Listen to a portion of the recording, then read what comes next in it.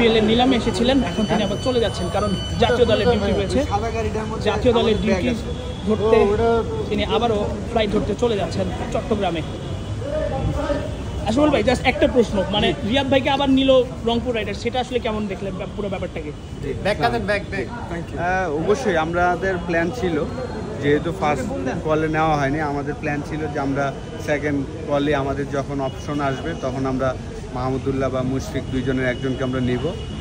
যেহেতু অপরচুনিটি পেয়েছি আমরা নিজেদের ভাগ্যবান মনে করছি রংপুর রাইডার যে মাহমুদুল্লাহর মতন ফিনিশার একজন আমরা পেয়েছি। আমাদের এই স্লটটা খালি ছিল, তো আশা করব যে মাহমুদুল্লাহ লাস্ট যেই 18-19 বছর ধরে যেইভাবে সার্ভিস দিয়ে আসছেন এবং লাস্ট দুইবারের চ্যাম্পিয়ন টিমের প্লেয়ার, তো আশা করব তার থেকে আমাদের সেই পারফরমেন্সটা পাবো, যেহেতু আমাদের টিমটা তৈরি করা হয়েছে আসলে চ্যাম্পিয়ন হওয়ার জন্য।